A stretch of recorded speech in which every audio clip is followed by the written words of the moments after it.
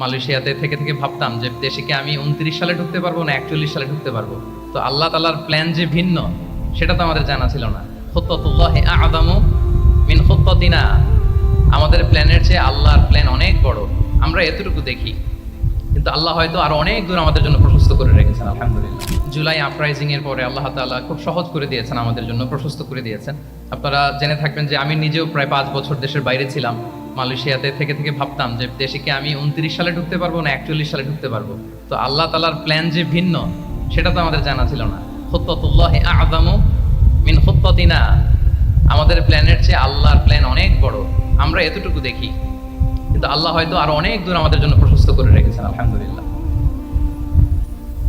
তো এই 5 আগস্টের গণ অভ্যুত্থান বা বিপ্লব পরবর্তী বাংলাদেশের এই চমৎকার পরিবেশে আমরা যে একত্রিত হতে পেরেছি, সুন্দর সুন্দর কনফারেন্স সেমিনারের মধ্য দিয়ে আমরা আমাদের আইডিয়াগুলো শেয়ার করতে পারছি, এটা আমাদের জন্য অনেক বড় নেয়ামা, আল্লাহর পক্ষ থেকে রাহমা। তো আমরা যেন এটাকে পজিটিভলি কাজে লাগাই এবং এই যে ইসলামের বিউটি, এটা যেন আমরা আমাদের ভাই বোনদের কাছে তুলে ধরতে পারি।